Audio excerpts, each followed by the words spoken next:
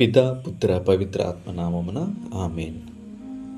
ఈరోజు మనం ధ్యానం చేయబో వాక్యము ఇర్మీయా గ్రంథము 29వ అధ్యాయము 10వ వచనము.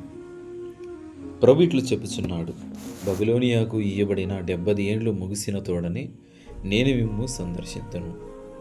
నేను ప్రమాణం చేసినట్లు మిమ్ము ఈ తావునకు తీసుకుని వద్దును. దేవుడు తన ప్రజలకు ఒక గొప్ప వాగ్దానం ఇస్తున్నాడు ఈ వాక్యం ద్వారా. బబిలోనియ చెరలో ఉన్న ఇశ్రాయేలు ప్రజలు దేవుని చేత విడిచిపెట్టబడినట్టు భావించారు. కానీ దేవుడు వారికి ఈ వాక్యంతో స్పష్టం చేశారు, నేను మిమ్ములను మర్చిపోలేదు. ఇది దేవుని ఒడంబడిక విశ్వసనీయతకు సంకేతం. ఆయన శిక్షించడం కోసం కాదు, తిరిగి సరిదిద్దడం మరియు శుద్ధి చేయడానికి చెరను అనుమతించారు.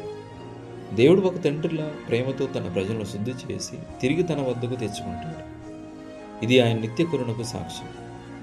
దేవుడు చెప్తున్న 70 సంవత్సరాలు అనే సంఖ్య యాదృచ్ఛికం కాదు, అది దేవుని దివ్య సమయాన్ని సూచిస్తుంది. మనకు దేవుని పనితీరు ఆలస్యం అనిపించినా ఆయన సమయం ఎల్లప్పుడూ పరిపూర్ణం. ఉపదేశుడి గ్రంథంలో 3వ అధ్యాయం 1వ వచనంలో, లోకంలో ప్రతి కార్యమునకు అనువైన సమయం ఒకటి కలదు. మన వెంటనే ఫలితం కోరుకున్న దేవుడు మనలో విశ్వాసాన్ని సహనాన్ని పెంచే సమయాన్ని ఏర్పరుస్తాడు.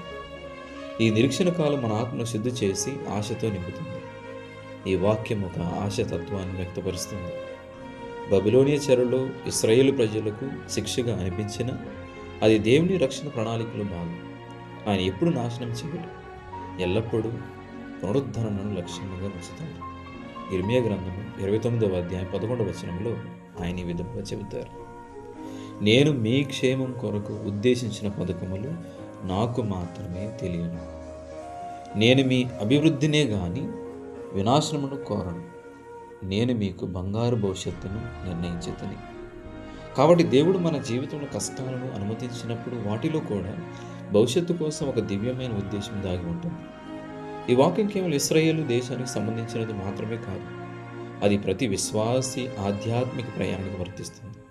మనం కూడా కొన్నిసార్లు పాపం, నిరాశ లేదా బాధల చెరలో పడతాం.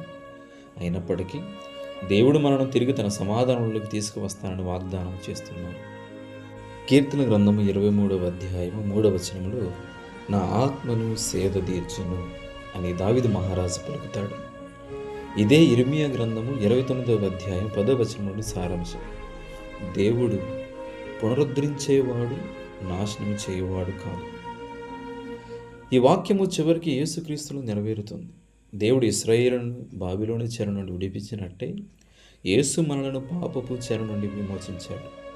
లూకాసు వార్త 4వ అధ్యాయం 18వ వచనంలో యేసు ప్రభు ఈ విధముగా పలుకుతారు, పీడితులకు విమోచనను కలుగు చేయుటకు ఆయన నన్ను పంపెను అని. యేసుక్రీస్తు శిలువ మరియు పునరుత్థానం ఈ వాగ్దానానికి సంపూర్ణ నెరవేర్పు. ఆయన ద్వారా మన పాపము నుండి విమోచన పొందాము మరియు దేవుని సన్నిధిలోకి తిరిగి వచ్చాము. ఇదే విషయాన్ని పునీత పౌలు గారు ఎఫెసీయులకు రాసిన లేఖ 2వ అధ్యాయము 13వ వచనంలో ఈ విధముగా పలుకుతారు, దూరముగా ఉన్న మీరు క్రీస్తు రక్తం వలన సమీపమునకు తీసుకుని రాబడితిరి. కాబట్టి ఈ వాక్యం మనకు చెబుతున్న సత్యం ఏమిటంటే, దేవుడు ఆలస్యముగా ఉన్నట్టు కనిపించిన ఆయన వాగ్దానం ఇప్పటికీ నిలిచిపోతుంది. ఆయన సమయంలో ప్రతిరక్షణ కార్యం నెరవేరుతుంది. ఆయన మనల్ని శుద్ధి చేయడానికి చెరను అనుమతిస్తాడు, కానీ ఎప్పటికీ విడిచిపెట్టడు. ఆయన ఉద్దేశం శాశ్వత పునరుద్ధరణ, మరియు ఆ పునరుద్ధరణ క్రీస్తులో పూర్తిగా కనిపిస్తుంది. ప్రార్థన. ప్రభువా, నీ సమయము పరిపూర్ణమైనది. నీవు నన్ను శుద్ధి చేయుటకు పరీక్షలలోనికి అనుమతించినప్పుడు నా విశ్వాసము తగ్గి ఉండవచ్చు. ఇర్మీయా వాక్యముల వలె నా జీవితంలో నీ వాగ్దానం నెరవేర్చును. చెరలో నుండి విమోచించే నీ సమాధానంలోనికి నిలుపు. యేసుక్రీస్తు ద్వారా నన్ను పునరుద్ధరించుము. ఆమేన్. పిత పుత్ర పవిత్ర ఆత్మ నామమున ఆమేన్.